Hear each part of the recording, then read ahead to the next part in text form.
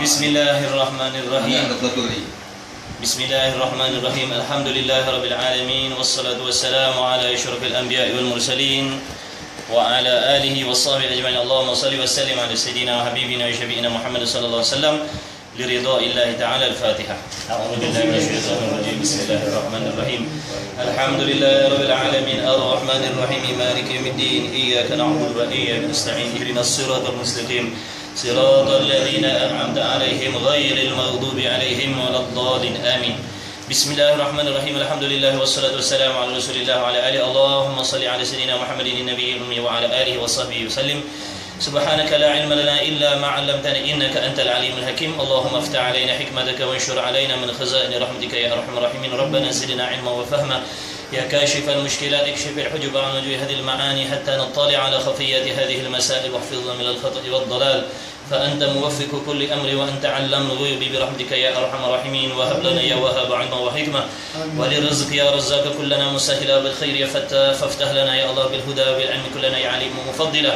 اللهم علمنا ما جهلنا وذكرنا ما نسينا. اللهم اجعل أعمالنا خالصة لوجهك الكريم.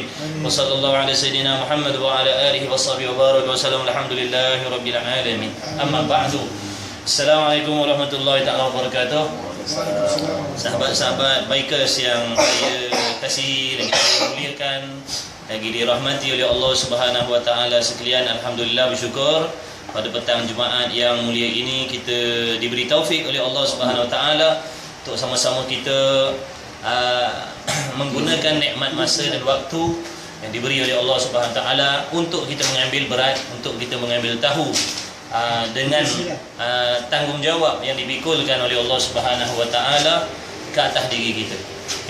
Sama ada kita bikers ataupun bukan bikers, kita tetap juga dituntut oleh Allah Subhanahu Wa Taala untuk mengerjakan apa-apa yang disuruh oleh Allah Subhanahu Wa Taala dan berusaha bersungguh-sungguh untuk meninggalkan apa-apa sahaja yang ditegah oleh Allah Subhanahu Wa Taala bertepatan dengan tujuan kenapa dan mengapa kita dihidupkan oleh Allah Subhanahu Wa Taala di atas muka bumi ini, iaitu untuk beribadah. Maka dengan beribadah itu perlulah ilmu.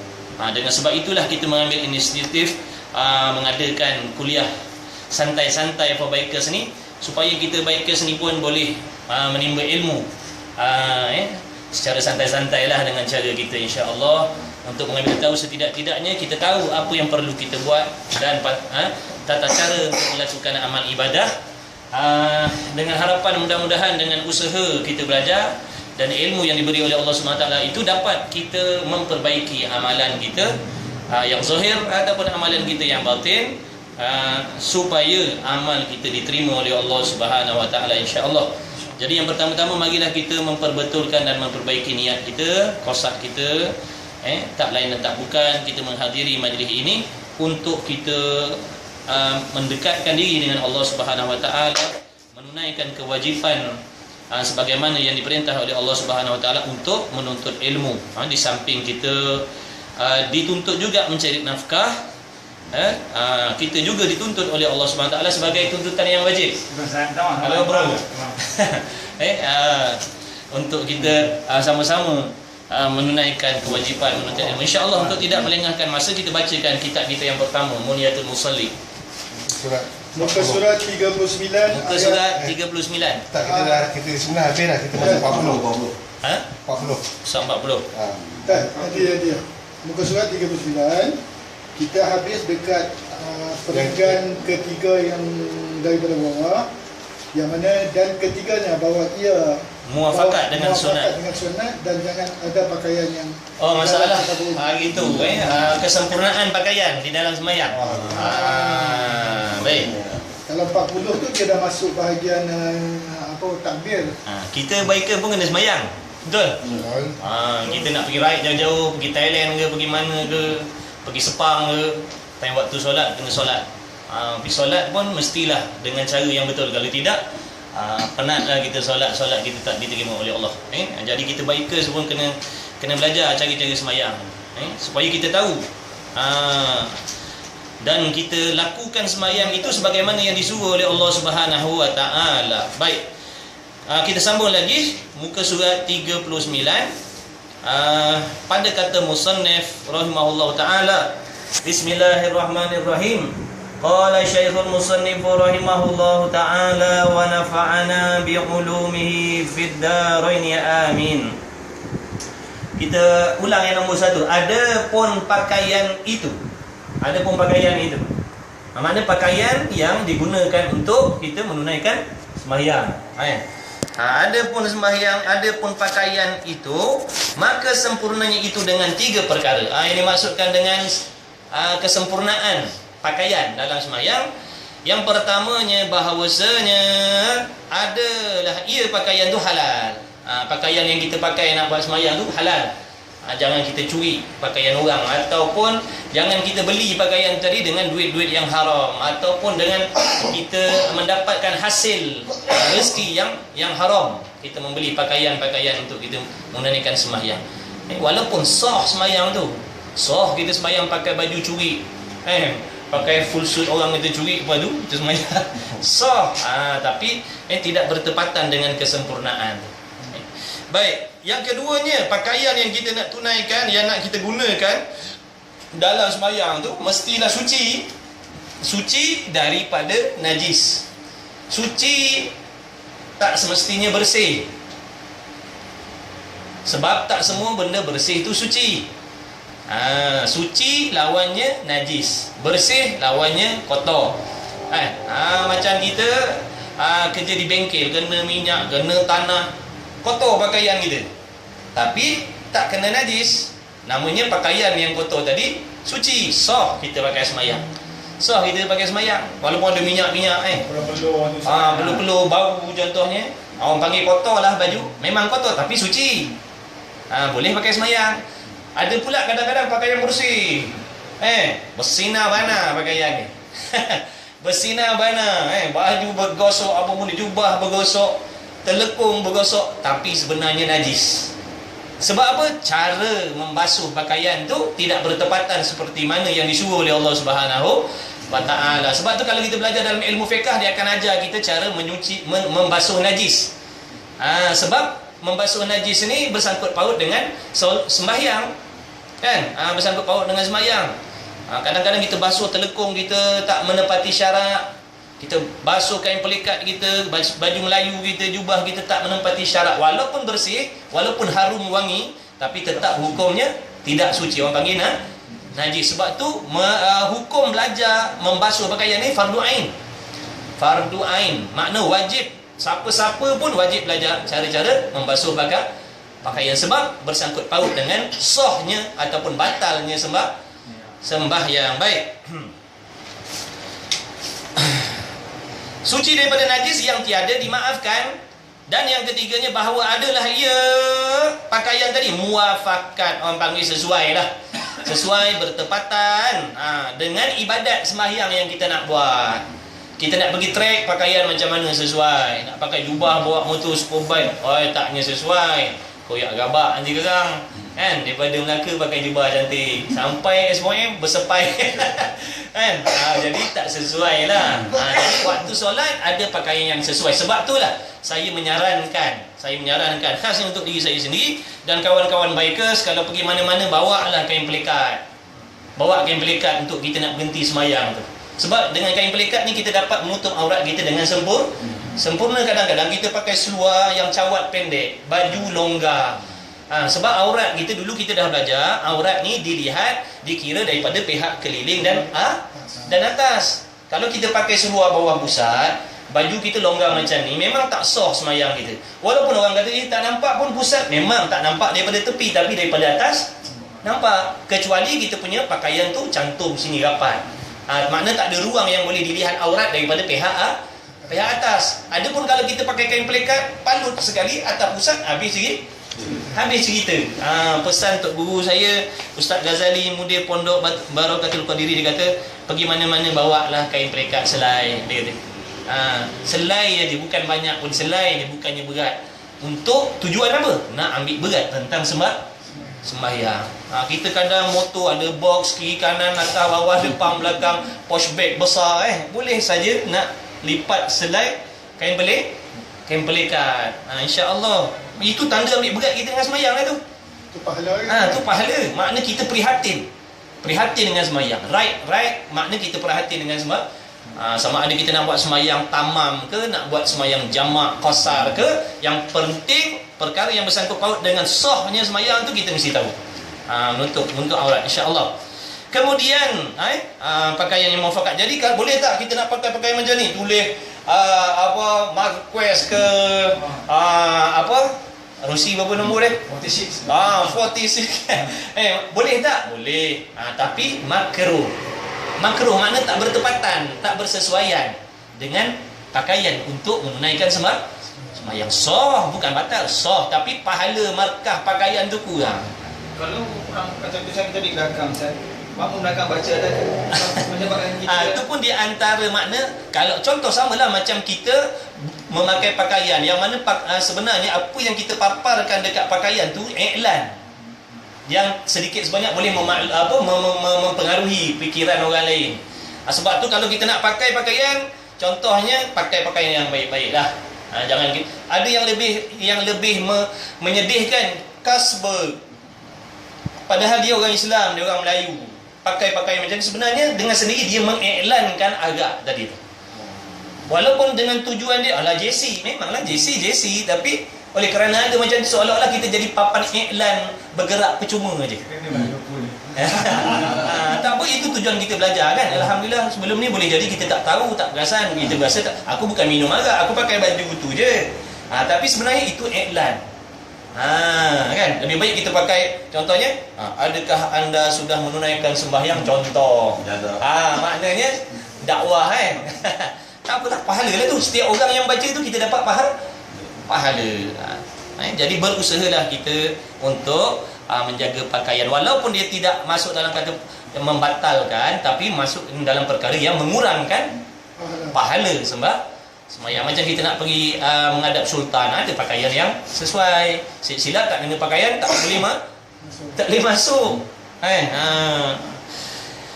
Baik, kemudian ada pun memelihara waktu itu kesempurnaannya di dalam 3. Makna kesempurnaan menjaga waktu semayang.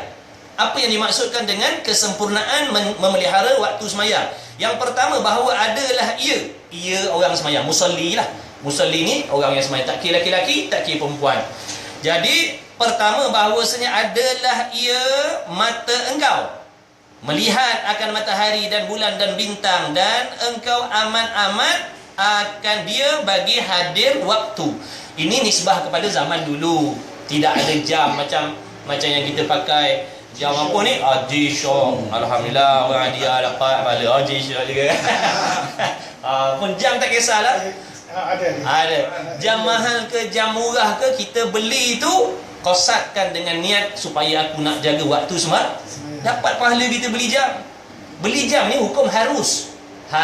Makna harus ni tak ada pahala, tak ada dosa. Dia bersangkut paut dengan niat kita. Kalau kita beli jam dengan tujuan kita nak menghargai waktu, di antaranya waktu sembahyang, waktu perjanjian kita dan sebagainya, makna kita beli tadi dah dapat pahala dah. Beli banyak-banyak. Hobi hobi ke beli banyak-banyak sedekah, itu lagi baik.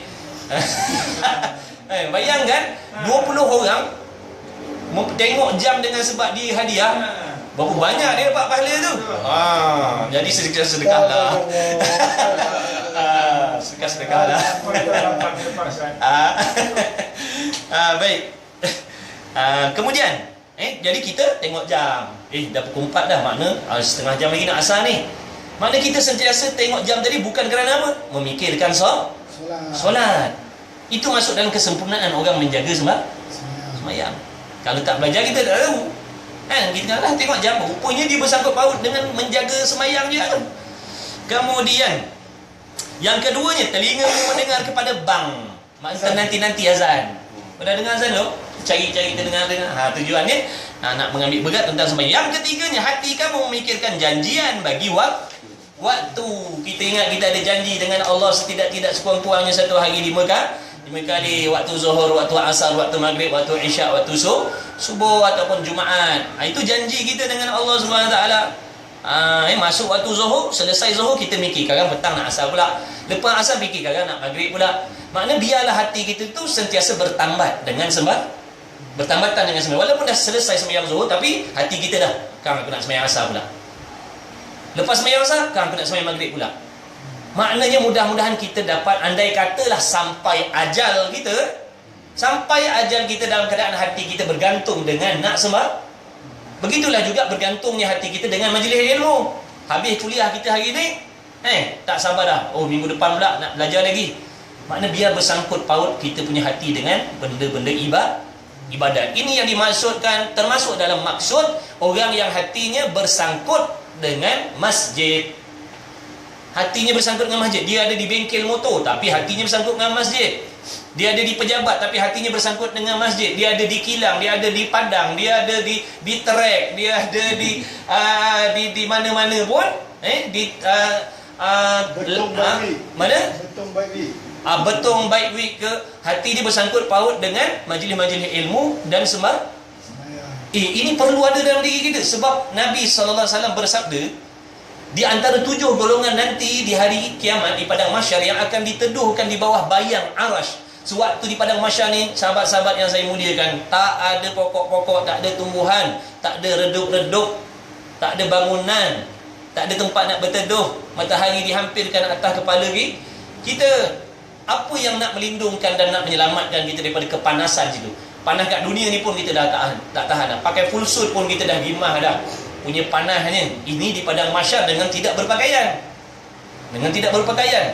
Tapi Allah Ta'ala dah bagi tahu melalui hadis Nabi sallallahu alaihi wasallam, di antara orang yang istimewa nanti yang akan diteduhkan di bawah bayang arash, di antaranya yang saya ingatlah, raja yang adil, orang yang berkawan kerana Allah Subhanahu wa taala, orang yang bertemu dan berpisah kerana Allah. Macam kita, sebab tu perbaiki niat kita dalam berkawan. Perbaiki niat kita dalam persahabatan. Aku berkawan dengan dia kerana Allah Subhanahu wa taala, kerana Rasul. Baik, sebab apa? Apabila kita berkawan kerana Allah, kerana agama, maknanya kita akan sama-sama berusaha untuk mencari redha Allah Subhanahu wa taala. Kalau kita berkawan kerana nak seronok-seronok, kita akan sama-sama mencari keseronokan.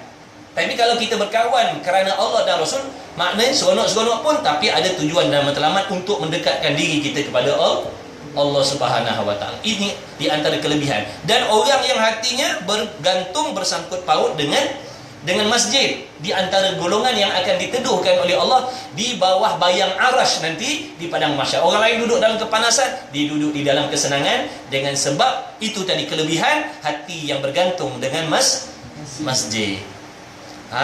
Tapi zaman sekarang ramai juga orang pergi masjid. Ramai. Zuhur, asar, maghrib, isyak, subuh, ramai. Tapi pergi untuk mengqadakkan hajat.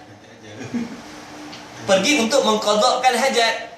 Singgah, kencing, berak, belah. Pergi masjid juga. Kan? Itu yang kita perhatikan. Kadang kita sendiri bukan berhenti untuk solat, tapi berhenti untuk buang najis di situ. Lepas tu tinggalkan.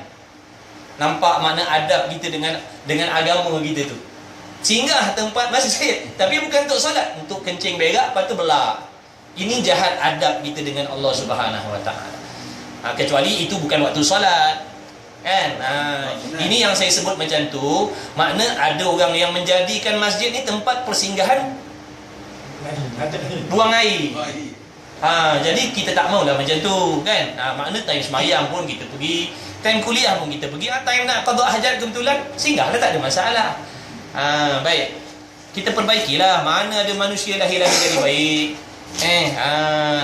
Mana ada orang lahir-lahir jadi baik terus. Semua yang jadi baik-baik, kita tengoklah sejarah sahabat Nabi sallallahu alaihi wasallam. Ada yang memang lahir dalam Islam, ada yang asalnya gangster.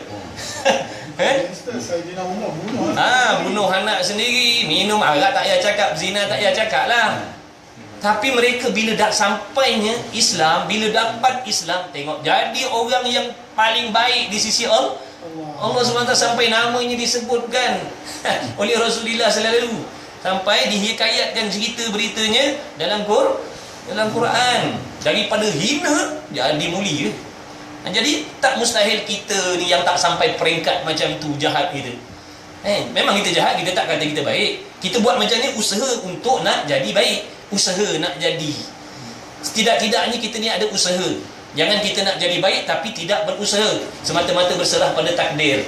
Kalau Tuhan takdirkan aku baiklah. Tak nak macam ni. Kalau macam ni, orang yang berfahaman, orang panggil Mu'tazilah Qadariyah. Ada yang Mu'tazilah Jabariyah, orang yang semata-mata berserah kepada Takdir. Kalau Tuhan takdir aku jadi baik, baiklah. Kalau Allah Ta'ala takdirkan aku mengajilah. Dia tak berusaha ke situ. Jadi tak nak. Kita jangan masuk dalam golongan macam tu. Jadi saya menyerulah kawan-kawan daripada bikers, belajarlah agama. Makna bukan syarat datang di sini, tapi wajib cari guru belajar. Tak kisahlah wajib mengaji ni, belajar agama ni bukan wajib tengah hari, bukan wajib petang, bukan wajib malam. Wajib mengaji ikut masa kita, jangan ikut masa kawan. Kalau ikut masa kawan, sebab apa tak pergi mengaji? Kalau kawan aku tu kerja siang, jadi aku tak ada kawan nak pergi. Kan kawan ni pula asal aku tak pergi mengaji, kawan aku kerja malam. Jadi bila ikut kawan, sampai bila-bila kita tak dapat belajar. Belajarlah. Allah Ta'ala dah bagi kita masa satu hari 24 jam. Kalau satu minggu lebih kurang dalam 160 jam lebih kurang, 68 jam lebih kurang, saya tak pandai matematik. Dalam 160 jam lebih tu, apalah salahnya kita korbankan 1 ataupun 2 jam untuk belajar ilmu agama yang nak memastikan amal kita tu betul dan diterima oleh Allah Subhanahu Wa Taala. Bayangkan tu 160 jam lebih kita sanggup korbankan untuk cari rezeki 8 jam kurang-kurang. Kadang-kadang tak kira part time, overtime lagi. Lepas tu bersias Tak cukup time. sampai tak cukup time kadang-kadang. Kan itu untuk orang panggil kesenangan dunia kita. Mengapa kita tak sanggup korbankan 2 jam aja untuk kesenangan akhirat kita? Cuba kita fikir mudah-mudah kan. 160 jam, 2 jam je ambil untuk belajar agama khusus. Sebab dengan belajar tadi baru kita tahu cara semayang, baru tahu sah batal semayang, baru tahu perihal akidah, baru tahu perihal keikhlasan hati dan sebagainya. Walaupun dengan 2 jam, kalau kita hadap betul-betul, ikhlas betul-betul, makna kita diberi faham oleh Allah, ibadat kita boleh jadi sah juga. Dengan sebab itu belajar. Tapi kalau kita tak ambil tahu langsung, yang rugi ni kita, bukan orang lain. Yang rugi ni kita, bukan orang lain. Orang lain tak rugi, kita yang rugi. Sebab amal kita yang ditolak oleh Allah Subhanahu Wa Taala nanti. Auzubillah. 41. Kemudian 41 40 Dan ketiga, hati pun memikirkan bagi waktu. Adapun menghadap kiblat itu kesempurnaannya dalam 3 perkara. Yang pertama, bahawa engkau hadapkan kiblat dengan dadamu. Contoh macam sini kiblat, kita menghadapkan dada kita. Kalau dulu di awal kitab, masalah menghadap kiblat ni masuk dalam syarat sah sembahyang. Dengan makna kita yakin ataupun kita zon. Yakin ni 100% yakin ni kiblat. Mana kita nak dapatkan masalah yakin ni? Apabila kita berhadapan dengan Kaabah. Kalau kita duduk depan Kaabah, kita boleh yakin yang dada kita betul-betul menghadap Kaabah. Adapun masalah zon, apa makna zon? Zon ni sahabat-sahabat yang saya muliakan, zon ni maknanya berat hati. Berat sangka kita. Berat sangkaan kita. Bahawasanya sinilah pihak kiblat. Berat sangka kita. Sebab apa? Macam mana boleh berat sangka tadi? Kita tengok matahari terbenam sebelah sini, kan? Kiblat matahari terbenam ke? Jadi kita tengok matahari terbenam sebelah sini, maknanya kita sembahyang, contoh di hutan ke di pantai ke mana, kita jadikan panduan sebagai tempat terbenam matahari tadi. Kita kata ini arah kiblat. Ini orang panggil zon, bukan yakin. Sebab jauh Kaabah tu, mana kita boleh. Walaupun macam sini ditulis kat situ kiblat, adakah siapa yakin kalau kita tarik benang daripada sini sampai kepada dinding Kaabah? Tak ada siapa yang yakin, kan? Naik gunung, turun gunung, masuk laut, ikut tarik benang sampai tak dinding Kaabah. Tak ada yang yakin sampai. Sebab tu kalau walaupun ada arah kiblat macam ni, namanya zon, berat sangka. Persen lebih. Persen tu lebih. Persen mengatakan ini kiblat tu lebih. Ada juga kata bukan kiblat tapi sedikit. Makna berat hati mengatakan inilah pihak kiblat. Kita mesti berusaha, ataupun orang panggil berijtihad, bersungguh-sungguh memikirkan, mencari tanda-tanda mana arahnya kiblat. Itu namanya berijtihad. Contoh tadi tengok matahari terbenam, ataupun tengok bintang, ataupun kita tengok condong pokok ke. Kalau orang pandai ilmu hutan, boleh jadi dia tahu dengan tengok pokok, ni pokok rimbun ni boleh jadi sini arah matahari naik. Contoh, kalau dari sini matahari naik, Yang kurang rimbun ni matahari terbenam, contohlah, saya pun tak tahu, main agak-agak je. Betul. Alhamdulillah dapat ilmu. Dia sebelah matahari naik, pokok lebih rimbun daripada sebelah matahari. Jadi dengan kita melihat pokok tadi, oh sini rimbun, sini tak rimbun, maknanya sini matahari naik, sinilah matahari turun. Kita pun sembahyang menghadap situ. Ini dipanggil ijtihad. Sah sembahyang kita. Kalau kita sembahyang main, mana kiblat alah, sembahyang ajalah. Sembahyang ajalah, ini tidak sah. Sebab kita tidak berijtihad mencari arah kiblat. Habis, contohlah kita ada kompas ataupun kompas kita rosak ke benda, maknanya kita nak kena ijtihad. Kemudian yang pertama, bahawa engkau hadapkan dengan dadamu kiblat. Yang keduanya, bahawa engkau hadap kepada Allah SWT dengan hatimu. Maksud dalam perbuatan sembahyang kita, kita menghadap. Makna menghadap hati ni makna mengingat hati kita kepada Allah. Macam mana nak ingat? Ini di antara maknanya orang panggil khusyuk. Hati kita tidak mengingat perkara-perkara selain daripada Allah, selain daripada urusan sembahyang.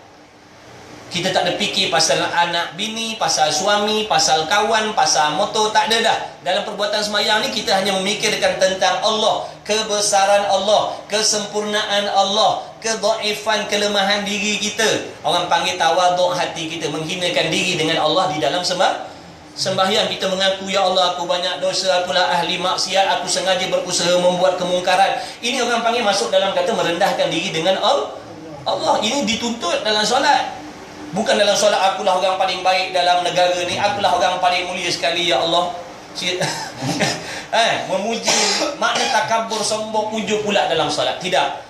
Dalam solat kita memuji, mengagung, membesar-besarkan Allah, memuji-muji Allah dan menghina diri kita. Lebih-lebih lagi waktu kita rukuk, waktu kita sujud. Ya Allah, aku sujud, aku mengaku tidak ada Tuhan yang berhak disembah dengan sebenar-benar Engkau, ya Allah. Contohlah, Kaulah Tuhan yang maha sempurna, zatmu sempurna, sifatmu sempurna, perbuatanmu sempurna, qada qadarmu sempurna di atas diri aku. Hati aku yang kotor, selalu bersangka jahat denganmu, ya Allah. Contoh. Ini yang mesti kita sibukkan di dalam sembahyang kita tu. Ini termasuk dalam kata khusyuk. Di antara nak khusyuk, kita tahu erti-erti bacaan. Di antaralah nak menolong hati kita supaya jangan berfikir benda selain daripada sembahyang. Sebab tu dulu di awal kitab musannif bagi tahu di antara perkara sunat sebelum sembahyang, menyelesaikan segala urusan, sama ada urusan agama ataupun urusan keduniaan, selesaikan sebelum kita sembahyang. Sebab apa? Apa tujuannya? Kalau kita tengah repair motor, repair dulu. Tapi tengoklah bajet masa lah, kan? Repair dulu. Contoh kita nak buat kerja ni habis dalam masa 2 jam. Azan baru azan Zuhur 1:30. Mana aku nak sembahyang dalam pukul 3 kan?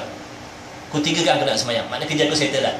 Supaya apa tu tujuan? Tidak mengganggu hati kita dengan perkara lain waktu kita sembahyang. Kalau orang perempuan, kalau masak, settlekan masak dulu. Kalau sapu sampah, settlekan sapu sampah dulu. Kalau tak nanti Allahu Akbar, baru teringat, alamak tadi ikan siang kat dapur tadi tak tutup pula, pintu tak tutup. Habis dekat kucing bawa lagi. Dia bercerita dalam sembahyang tadi. Lebih-lebih lagi kalau sembahyang seorang, dah tentu tak ada pahala. Sebab pahala kita sembahyang seorang ni hanya bergantung dengan khusyuk kita. Sejauh mana kita khusyuk, selama itulah, sebanyak itulah kita punya pahala. Sebab tu kita digalakkan solat berjamaah. Sebab solat berjamaah ni khusyuk tak khusyuk, tetap pahalanya sempurna. Baik. Yang ke tiga. Bahawa engkau khusyuk. Khusyuk makna khusyuk hati kita, dan tawaduk. Tawaduk makna merendahkan hati kita, dan tazallul ni merendahkan diri dengan anggotamu. Makna dalam solat pun jangan nak menunjukkan kita ni macam takabur. Makna cara kita berdiri kita tu jangan nak menunjukkan kita ni sombong. Contohnya kita sembahyang, Bismillahirrahmanirrahim, takabur, rupa tu. Orang tengok Bismillah, mendongak ke langit contoh. Mana tunduk sedikit, mata kita memandang tempat sujud. Waktu kita nak takbir, diajarkan tapak tangan kita menghadap ke kiblat. Ibu tangan kita ni, ibu jari kat tangan kita ni sama paras dengan cuping telinga menghadap kiblat. Kita punya rusuk ni dibukakan, direnggangkan, kita laki-laki. Kemudian jari kita ni tundukkan sedikit tanda tawaduk, merendahkan diri kepada Allah. Tu semua isyarat tu. Sebab apa angkat tangan? Allah. Dulu dia dah kata ini isyarat kita menafikan tidak ada Tuhan selain Allah. Kita kata seolah macam tu, makna tidak ada selain Allah. Tu isyarat tu, bukan saja tu angkat tangan tu. Itu cerita ada Allah, maknanya menyebut dalam hal keadaan kita membesarkan dan hati kita menafikan tidak ada selain Allah. Anggotanya tawaduk, jarinya tunduk. Begitulah. Usahalah perbaiki. Hari ni taknya dapat ubah 100%, tapi ada nak ke arah situ. Sikit-sikit. Kalau dulu sebelum ni hati kita kelawat kelawat daripada takbir Allah aja capai kunci motor. Start engine, panah engine, lemang toki, paten, Pari 20 kilo. pari ikan udang galah sampai kat rumah. Assalamualaikum warahmatullahi wabarakatuh. Right dalam semayang. Hatinya right dalam semayang, maknanya kosonglah pahala kita. Kalau dulu, tapi kita cuba. Setan akan datang nak menghayalkan kita tu, maknanya lawanlah. Ingat yang aku tengah semayang. Ingat yang aku tengah semayang. Lawan. Ini orang panggil bermujahadah di dalam semayang. Jangan ikutkan. Kalau ikutkan memang kita akan pergi. Memang zahir dia nampak tubuh kita solat, tapi hatinya tidak. Kemudian bahawa engkau hadap kepada Allah. Yang ketiga, bahawa engkau khusyuk dan tawaduk dan tazallul, merendahkan diri. Mengaku kita banyak dosa, mengaku kita ni taksir. Apa maksud taksir? Cuai. Taksir ni maknanya ambil sikap acuh tak acuh dengan ibadah. Kita kena mengaku. Sebab apa? Kita tak mengaku pun Tuhan tahu kita punya hati, kita punya pegangai, kita punya kesungguhan. Allah tahu. Jangan kita anggap Allah tak tahu. Allah tahu kesungguhan kita tu, bersungguh ataupun tidak tu. Allah tahu. Kalau kita tak nak mengaku pun, dia tetap tak. Lebih baik mengaku. Dengan mengaku dia menunjukkan kita jujur dengan Allah. Allah lebih kasih, Allah lebih redha orang yang duduk dalam keadaan maksiat. Dia jujur dengan Allah, dia mengaku dengan Allah, dia merendahkan diri dengan Allah, daripada ahli maksiat yang tidak jujur dengan diri. Dia buat maksiat tapi dia mengaku dia tak ada dosa, tak ada maksiat. Dia membilangkan diri dia baik, dia membilangkan diri dia soleh, padahal dia melakukan maksiat. Dia nak menipu Allah, padahal Allah mengetahui. Ataupun orang yang berilmu, dia rasa dia sudah hebat. Itu di antara golongan yang dibenci oleh Allah. Orang yang amalnya baik, rajin semayang, ilmunya ada, tapi takabur, berasa tidak berdosa dengan Allah, berasa tidak ada maksiat dengan Allah, berasa sempurna dah dengan Allah. Mana Allah benci golongan ini. Biarlah kita dalam keadaan begini, kita mengaku kita jujur dengan Allah yang kita ni duduk dalam kemaksiatan, dan kita pohon minta pada Allah taufik. Ya Allah, bagilah aku taufik supaya aku boleh berusaha berubah, berusaha ke arah kebaikan. Sebab nak berusaha ni pun dengan taufik daripada Allah, bukan dengan duit, bukan dengan pil boleh telan. Dah taufik daripada Allah. Maka kita minta, ya Allah bagilah aku taufik, aku nak belajar macam orang lain, aku nak mengaji macam orang lain. Sebab kalau aku tak mengaji, tak belajar, apalah nasib amal aku nanti? Dah tentu salah, dah tentu kau takkan terima. Bagilah taufik kepada aku. Allah Ta'ala berfirman, ya ayuhan nas antumul fuqara'u ila Allah. Wahai sekalian manusia, kamu sekalian ni semuanya fuqara', fakir kepada Allah. Makna berhajat kepada Allah. Kaya kita pun, walau kita sultan sekalipun, walau kita menteri sekalipun, milioner sekalipun, tetap kita berhajat kepada Allah. Tetap kita berhajat pada pertolongan Allah. Kita tak ada apa-apa, kita hanya ada usaha. Tapi nak usaha pun dengan taufik Allah. Minta dengan Allah taufik. Minta dengan Allah taufik. Jangan kita dah tahu kita lemah, kita tak nak minta. Boleh jadi Tuhan tak bagi dengan sebab kita tak pernah minta pun. Kadang-kadang kita tak pernah pun minta nak jadi baik dengan Allah. Kadang-kadang kita tak pernah minta, kita sendiri tak sudi nak jadi orang baik. Dah macam mana Allah Ta'ala nak bagi kita pertolongan? Sebab kita sendiri tak ada nak ke situ. Tak pernah nak minta, ya Allah jadikanlah aku. Cuba kita fikir, kita kadang-kadang tergila-gila, terimpi-impi nak jadi orang yang hebat-hebat di dalam dunia. Orang kaya, banyak harta, semua senang lena. Impian, tengok tu kita rasa syoknya. Pernah tak kita terlintas nak jadi macam orang-orang yang hebat di sisi Allah? Mengapa kita tak hadirkan niat macam tu? Ya Allah, aku nak jadi macam orang tu. Banyak bertaubat, sentiasa duduk dalam ibadat, walaupun duduk berusaha, hati tak lalai dengan Allah. Malamnya berqiyamul lail, malamnya bertaubat, rajin baca Quran. Aku nak jadi macam tu, ya Allah. Tak mustahil. Bukan dalam keadaan kita begini kita tak boleh nak jadi orang yang macam tu. Bukan syarat berserban berjubah dah. Bukan syarat berserban berjubah, bukan. Nak menjadi orang-orang yang istimewa di sisi Allah ni, Allah Ta'ala buka kepada semua. Sebab tu kita tak boleh nak nilai orang dengan pakaian dia. Maknanya kita nak menjatuhkan hukum orang ni macam ni, dia tak baik. Tak boleh. Walaupun begitu, jangan salah faham pula. Ada orang salah faham, Allah tak nilai pakaian, Allah tak nilai zahir, Allah nilai hati. Ini yang dengan sebab tak belajar, tak faham, dia kelok kat lain. Itu yang tak tutup aurat contohnya. Sebab dia kata alasan aku, walaupun aku pakai macam ni, tak tutup aurat, tapi hati aku baik. Ini salah faham. Dia salah faham.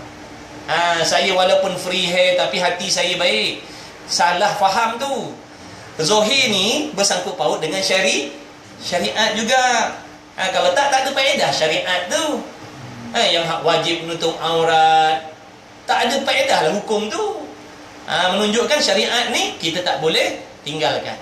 Syariat mesti kita kena ikut. Beserta hati kita pun betul.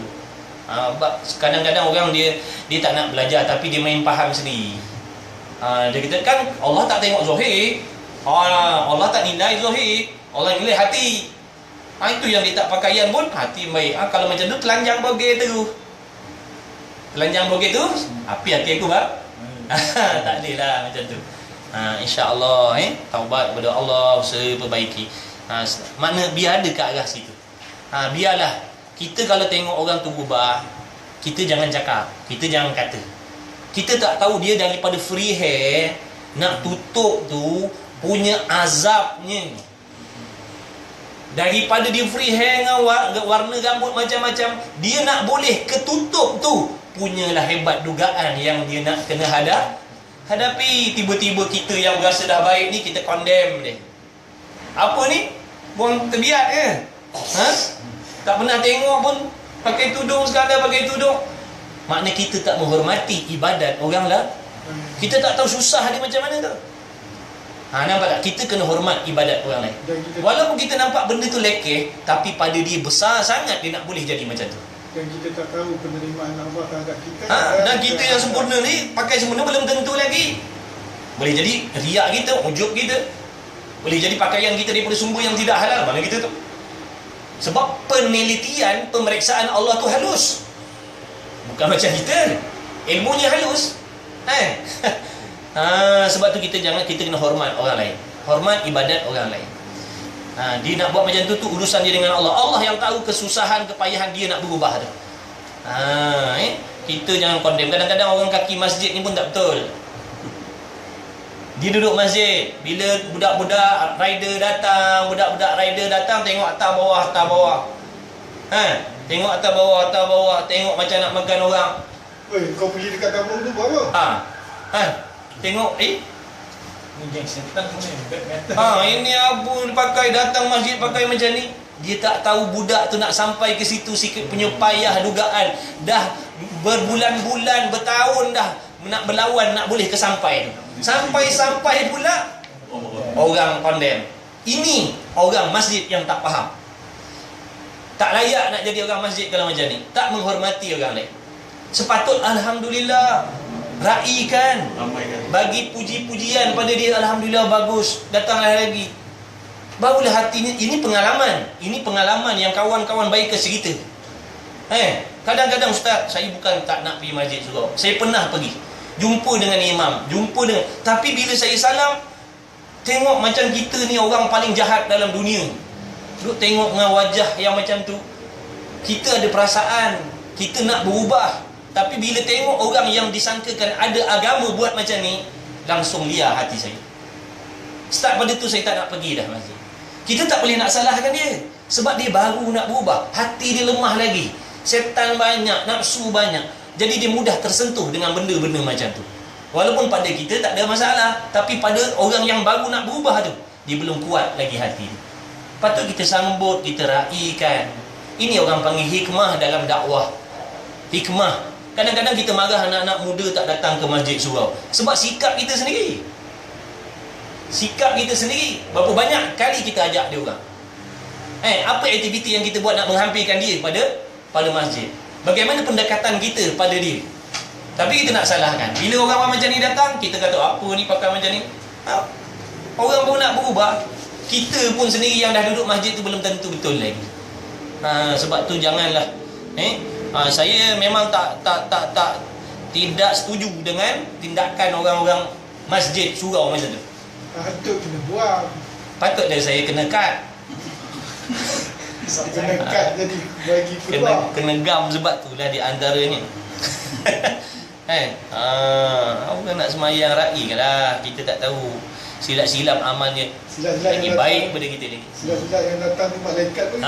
Kadang-kadang kita ni tengok orang buat maksiat. Kadang-kadang kita nampak orang buat maksiat, dia buat maksiat depan mata kita 1 jam. Dia hilang daripada pandangan mata kita 23 jam. 23 jam dia roib daripada pandangan mata kita. Apa dia buat? Kita tak tahu. Boleh jadi taubat dia, boleh jadi ibadat dia, kita tak tahu. Sebab tu jangan kita menghukum orang macam tu. Ini untuk nak jaga hati kita. Walaupun waktu dia tak ada tu memang dia buat maksiat juga, itu urusan dia dengan Allah. Itu urusan dia dengan Allah. Urusan dengan kita lepas dah, kita bersangka baik dah dengan dia. Kadang-kadang orang tu buat maksiat setengah jam je, tapi dia balik dengan dia taubat. Dengan mana kita nampak? Kita tak nampak. Kalau dia taubat sungguh Allah terima je. Allah terima je. Itu orang panggil ilmu tasawuf lah. Dia tu cenderung pada tasawuf. Baik, sikit lagi kitab yang pertama, masuk kitab yang kedua lepas ni insya-Allah.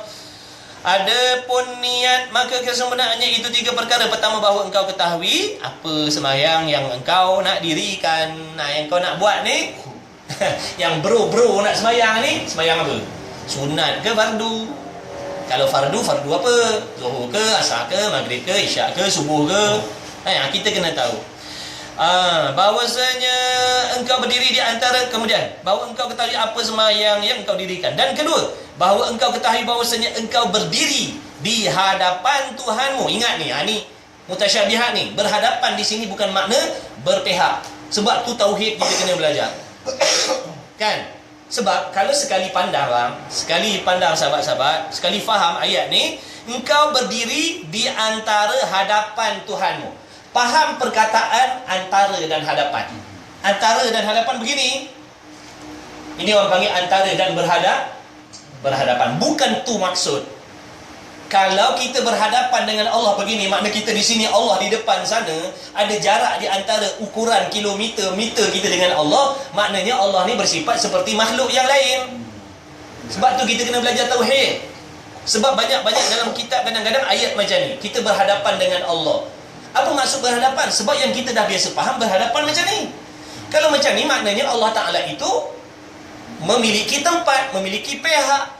Dia bertempat, dia berpihak, boleh disukat dengan jarak. Kalau begitu tidak ada perbezaan di antara Allah dengan kita, makhluk. Sedangkan Allah Ta'ala dah firman dalam Quran, laisa kamitslihi syai'un. Dia tidak menyerupai sesuatu. Walam yakul lahu kufuwan ahad. Dia bukan berjirim, dia bukan berjisim, dia bukan bertempat, dia bukan berpihak. Sebab tempat pihak ni adalah sifat kita makhluk. Sebab tu maksud di hadapan Tuhanmu ni, makna waktu kita sembahyang tu kita di dalam berhadapan dengan ilmu Allah, berhadapan dengan kasih sayang Allah, berhadapan dengan ilmu Allah, berhadapan dengan pengetahuan Allah, berhadapan dengan sifat pengasih penyayang Allah. Itu maksudnya. Ditakwilkan maksud tu untuk nak mengelakkan daripada menyerupakan Allah dengan sesuatu. sesuatu. Jangan kita kata berhadapan kita kosat, Allah duduk depan sana, kita sembahyang ngadap kilat Tuhan belah sana. Jangan. Nampak tak? Kalau kita tak belajar tu, kita tak tahu tu. Macam yang kata Nabi naik Isra Mi'raj, Tuhan berada di Samalah orang yang menjadikan dalil Tuhan duduk di atas langit. Itu semua tak betul. Jangan terpengaruh dengan fahaman macam tu. Sebab tu fiqh kena belajar, tauhid kena belajar, tasawuf kena belajar. Fardu ain tu kena belajar. Nampak, sebab benda ni penting. Walaupun kata semayang ada sangkut dengan tauhid. Oh, kata semayang ada sangkut paut dengan tasawuf juga. Walaupun kata semayang ada sangkut paut dengan tajwid juga. Jadi jangan kita ni, saya menyeru dan berpesan kepada diri saya sendiri, sahabat-sahabat yang dimuliakan Allah Subhanahu Wa Taala, tak kira apa kita punya status atas dunia ni, bagaimana kehidupan kita, cara hidup kita, jangan tinggal belajar 4 ilmu ni. Fiqh untuk kita mengetahui tata cara sah batal ibadat sembahyang, puasa, zakat, haji, umrah, jual beli dan macam-macam lagi. Kemudian belajar tauhid, sebab tauhid ni bersangkut paut dengan akidah, kepercayaan kita kepada Allah, kepada Rasul, dan apa yang dibawa, dia sampaikan oleh Rasul. Ini bersangkut paut dengan akidah, kena belajar tauhid. Kemudian tak cukup dengan tu, kena belajar tasawuf. Sebab tasawuf ni nak mengajar hati kita untuk mengesan apakah sifat yang baik dan buruk ada dalam diri kita. Yang mana sifat baik dan buruk ni boleh sifat buruk ni boleh membatalkan pahala ibadah. Derma dah banyak, raid amal dah banyak, tolong fakir miskin dah banyak, tapi hati takabur, habis pahala raid amal gitu. Banyak bikers suka beramal, bagus, nombor satu bagus, satu tindakan yang sangat-sangat baik.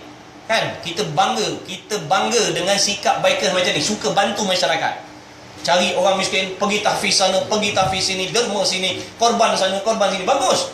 Tapi apa yang akan terjadi sekiranya dia tidak menunaikan sembahyang? Apa yang terjadi dengan sedekah dia tadi tu? Tergantung, tak dapat diterima nanti. Apa yang jadi kalau akidah dia tak betul? Pun sama juga. Apa yang jadi kalau hati dia dengki? Pun habis juga. Nampak tak? Dah buat amal banyak tapi tak ada hasil, rugilah. Sebab nak buat amal ni bukan senang, modal nak kena pakai, masa lagi, penat lagi. Tiba-tiba besok hari kiamat, ya Allah, mana pahala tolong fakir miskin? Mana pahala pergi raid amal? Mana pahala pergi iftar? Mana pahala pergi ini dan itu?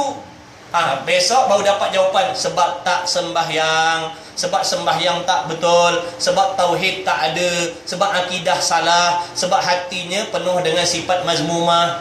Ini yang kita takut. Kita belajar ni sahabat-sahabat sebagai tanda sayang dengan pahala amal yang kita buat.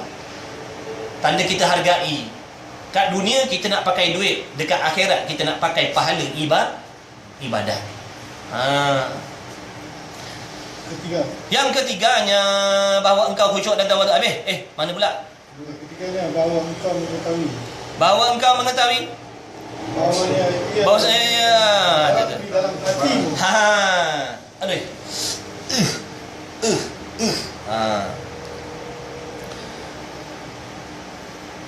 Busuk apa?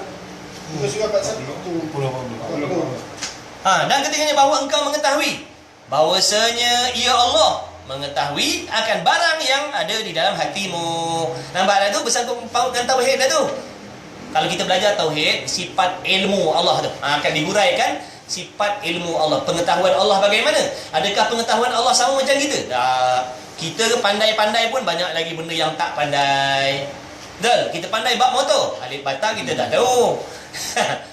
Pandai main lab, takbiratul ihram kita tak tahu.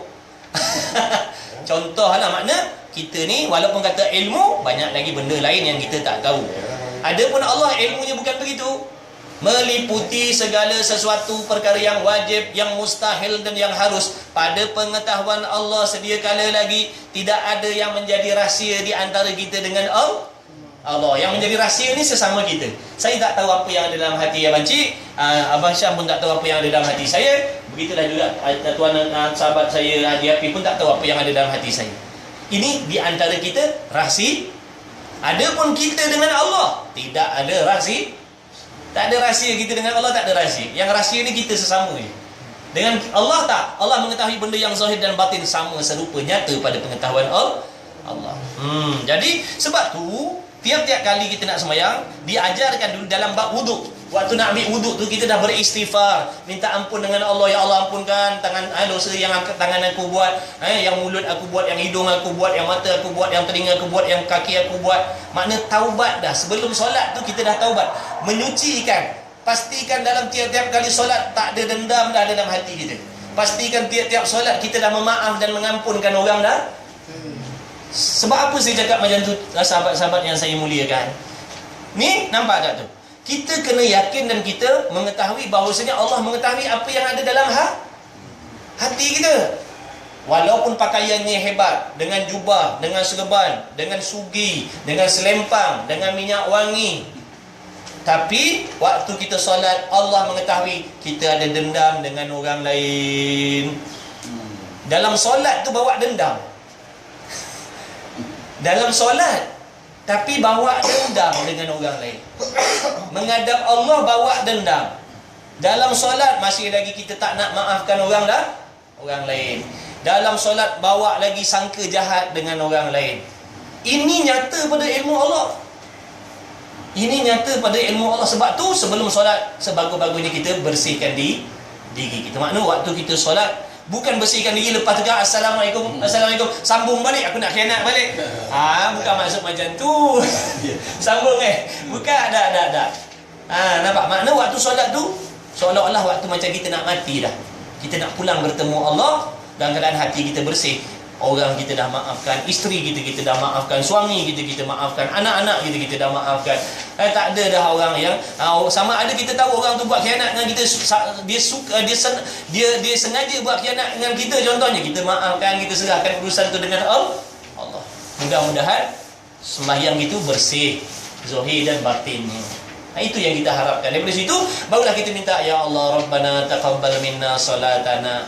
Ya Allah, terimalah solatku. Barulah layak dengan nak minta Allah terima, sebab kita dah berusaha menjaga sembahyang kita. Ini sembahyang kita tak belajar, entah betul entah tidak, hatinya entah betul tidak, bacanya betul tidak. Lepas tu Rabbana taqabbal minna solatana, imam baca, ya Allah terimalah solat kami. Kita pun amin, terimalah ya Allah.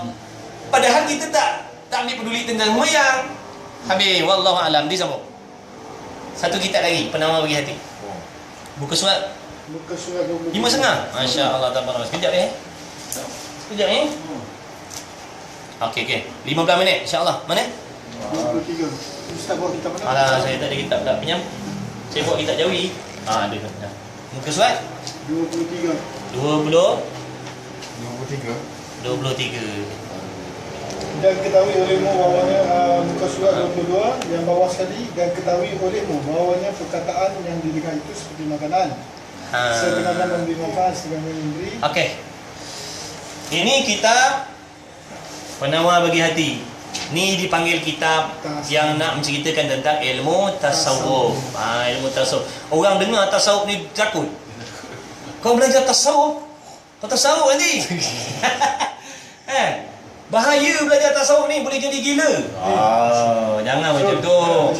Kena simpan janggut nak belajar tasawuf. Dia ingat roh-roh tu. Dia tak jadi tak betul. Sebab benda tak nampak. Dia kata jangan belajar tasawuf ni, bahaya, nanti boleh jadi sesat. Tasawuf ni nak ajar kita supaya mendapatkan keikhlasan hati. Ini yang kitab ni lah yang nak mengajar kita apa erti sifat mazmumah, sifat yang dicela oleh Allah. Kemudian apakah sifat mahmudah, sifat yang terpuji. Ilmu tasawuf ni dulu dia dah bagi tahu awal kitab ni, ilmu tasawuf ni seolah-olahnya alat pengesan untuk kita mengesan sama ada sifat yang baik ataupun sifat yang buruk dalam diri kita sendiri. Alat pengesan ni. Makna kalau kita tak belajar ni, kita tak ada alat pengesan. Ustaz, boleh tak disebabkan kita ni raja, kita gunakan istilah alat dyno? Dyno. Dyno ni untuk apa, bro? Cek dalam ada problem tak ke? Okey. Ilmu tasawuf ni dia macam alat dyno. Teknologi dyno untuk mengesan setting yang tak kena, setting yang tak betul. Betul. Jadi ilmu tasawuf ni seolah-olah dyno, alat untuk dyno motor kita, mesin kita. Bahaya. Nak tahu mana setting yang tak kena. Mana setting yang betul, mana setting tak betul. Kalau tak pergi dyno, kita berasa macam motor kita dah power dah, rupanya tak power lagi. Maknanya kalau tak belajar ilmu ni, berasa macam hati baik dah, rupanya berkeladak, tak tahu nak cakap lagi dah. Sebab tu kita kena belajar ilmu ni tak banyak sikit. Baik, dan ketahui olehmu bahawasanya qala Syekhul Musannif rahimahullah taala wa nafa'ana bi'ulumi fid daraini amin, dan ketahui olehmu bahawasanya perkataan yang didengar itu seperti makanan, setengahnya memberi manfaat dan setengahnya memberi mudarat, dan setengahnya penawar dan setengahnya racun. Nampak tak tu? Jumpa bang, muka surat 22. Jadi perkataan yang keluar daripada mulut kita ni diserupakan macam makanan. Sebab apa dibuat perumpamaan macam makanan tu? Supaya kita mudah faham. Dia masuk. Makanan, siapa tak kenal makanan? Pagi-pagi sedar cari makanan. Jadi perkataan ni dia sama macam makanan. Pada pihak mana? Ada makanan yang menjadi penawar, ada makanan yang menjadi racun, ada makanan yang membawa mudarat, ada makanan yang mendatangkan manfaat. Ada perkataan yang memberi manfaat, ada perkataan yang memberi mudarat, ada perkataan yang mendatangkan kebaikan. Kadang-kadang ada perkataan yang menjadi racun lah pula. Ni semua kita kena jagalah ni. Usaha jaga. Tak kira lah Melaka tak Melaka. Jangan nak celaka kau, laknat kau, jangan. Dia kata orang Melaka memang macam tu. Orang Melaka memang macam tu adat dia. Sumpah seganah dulu. Hati baik. Sumpah dulu. Woi, laknat, lama tak jumpa. Assalamualaikum. Sihat. Tak naklah lagu tu. Adat yang baik boleh teruskan. Adat yang menyalahi syariat kena tinggalkan. Contoh, kita asal orang asli. Pakaian orang asli tak duduk aurat. Macam Tazan tu, asal kita duduk. Contoh, kita sampai Islam, dapat agama Islam. Adakah kita nak mengekalkan adat pakaian yang macam tu? Yang tidak menutup aurat? Tak boleh lah, sebab kita berlandas dengan syariat. Mana adat yang tak betul dengan syariat, kena ubah supaya selari dengan syariat. Tak boleh. Apa pasal tu imam pakai macam Tazan? Saya ni dulu orang asli contohnya. Jadi adat saya dah macam tu. Tak boleh lah. Samalah macam orang Melaka kan. Kadang-kadang orang jadikan alasan macam orang tak faham. Kadang orang selalu cakap orang Melaka memang macam tu mulut. Maknanya kalau tok guru, orang alim, orang ulama daripada Melaka, adakah dia boleh menyumpah erat macam tu? Sebelum ceramah, sebelum ceramah, malam ni celaka korang ni semua. Lahan semua. Baru lepas tu baru assalamualaikum warahmatullahi wabarakatuh. Sebab saya ni orang Melaka dah memang adat macam tu. Mana boleh, tak boleh. Maknanya syariat, adat kena ikut syariat. Nabi dah kata dah, apa yang keluar daripada mulut ni melambangkan hati. Kalau hati baik, dia akan arahkan mulut cakap yang baik, yang baik-baik juga. Jadi dia macam racun. Bahkan berkekalan perkataan ni itu di dalam hati lebih lama daripada berkekalan makanan di dalam perut. Makna kalau makanan kita makan, dia duduk dalam perut boleh jadi 2, 3, 4 hari, lepas tu lupus. Diproses lupus. Ada pun yang kita dengar, perkataan yang kita dengar ni, tengok dia kata lebih lama berkekalan, lebih lama daripada berkekalan makanan dalam perut, kerana makanan itu hilang dari dalam perut besar dengan kita tidur dan umpamanya. Maknanya dengan kita buat aktiviti, habislah makanan yang kat dalam ni berproses, keluarlah dia. Dan terkadang berkekalan ia dalam perut beberapa hari, kemudian hilang dengan makan pencair julap. Kita tak boleh nak buang air, contoh makan julap, habis keluar semua. Makna keluar je. Ada pun perkataan yang jatuh, makna yang masuk dalam hati, maka terkadang berkekalan di dalam hati seumur hidup. Orang tu pernah khianat kita, pernah sumpah seganah kita, pernah fitnah kita, ataupun kita pernah fitnah orang, pernah sumpah seganah orang, pernah maki hamun orang. Walaupun dah 20, 30, 40 kali hari raya Aidilfitri minta maaf zahir batin, tapi tetap kita teringat apa yang dia cakap 50 tahun dulu. Terpahat dalam hati. Terkesan dalam hati. Kadang-kadang dah elok, setan duk datang balik. Kau ingat tak dulu? Kau ingat tak dulu dia cakap apa kat kau? Kau ingat tak dulu dia buat dia hasut apa? Dia fitnah apa tak kau? Situ timbul balik. Jadi timbul dendam balik. Nampak tak tu? Jadi- Itu bahayanya perkataan tadi tu. Jadi memang kena dengan yang minggu lepas Ustaz cakap adab-adab belajar. Jangan cari aib guru dan jangan cari aib sahabat, kawan. Jangan kita cari aib orang. Lebih baik kita cari aib diri kita sendiri.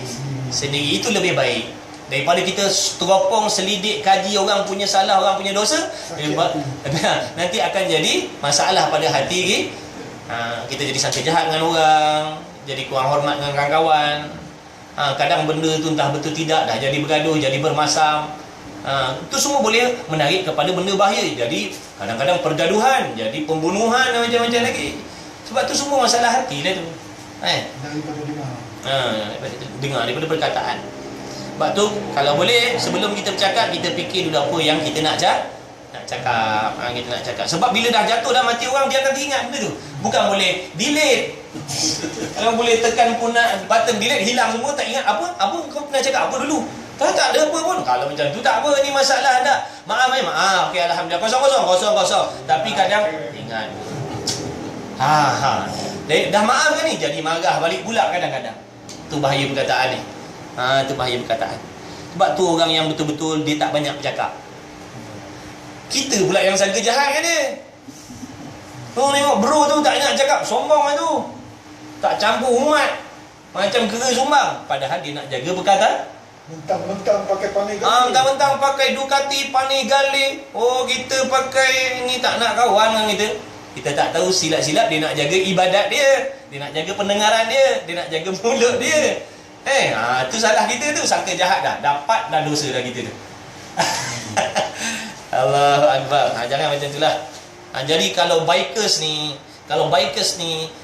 dapat perbaiki hati-hati kita, insya-Allah. Bukan dengan sebab berlainan jenis motor kita, berlainan sisi, kita akan jadi akrab. Lagi akrab. Tak kisah kau jenis motor BM ke, Ducati ke, 3 kati, 4 kati ke, Rabbit ke, tak kira apa menatang yang kau pakai. Tapi bila dalam hati ada faham agama, insya-Allah kita jadi rapat, jadi baik, jadi ukhuwah, jadi kuat. Bukan dengan sebab motor kita jadi renggang. Ini yang terjadi. Dan bersahabat kerana Dan bersahabat kita kerana Allah dan Rasul, bukan kerana motor. Tak kisahlah nak buat geng Rabbit geng kelab, tapi dengan orang lain kita hormat, kita boleh kawan, kita boleh gaul, duduk kat traffic light, boleh angkat tangan, boleh singgah minum sekali dan sebagainya. Makna andai kata ada timbul sikap macam tu dalam diri kita dengan sebab kenderaan yang kita pakai, ini salah kita dengan Allah. Ini kesilapan kita. Makna harta yang kita dapat tadi merosakkan diri kita sendiri. Harta yang ada kita dapat tadi menyebabkan kita lebih jauh dengan orang lain. Bukan dengan sebab harta tadi, kehebatan harta kita tadi, kita jadi rapat dah, makin jarak dengan orang, kita pilih kawan dan sebagainya. Andai kata begini, salah kita salah. Kenderaan tak salah, Allah makna tak menghukum salah atas kenderaan yang kita pakai. Kau pakailah Ferrari ke, Lamborghini ke, tak kisah apa menatang jet ke, motor gatuh ribu macam mana pun, tak salah kenderaan tu. Yang salah kita, hati kita, sikap kita. Allah tak cela benda tu. Allah tak cela motor kita tu. Allah cela diri kita kerana menyalahgunakan nikmat yang Allah bagi, rezeki yang Allah bagi. kufur nikmat. Ini kadang-kadang bukan saya nak kata semua dah. Ini benda yang ada kadang-kadang dalam diri kita. Dulu waktu kita tak ada, lain sikap kita dengan kawan-kawan. Bila dah ada, dah mula kita pilih kawan. Contoh, maknanya ini kesilapan kita. Saya tak kata atas siapa-siapa, ini umum. Ini pengetahuan umum. Kadang-kadang tak terperasan benda ni ada dalam diri kita. Perbaiki, insya-Allah, mudah-mudahan. So apa tadi? Hilang lagi. 23.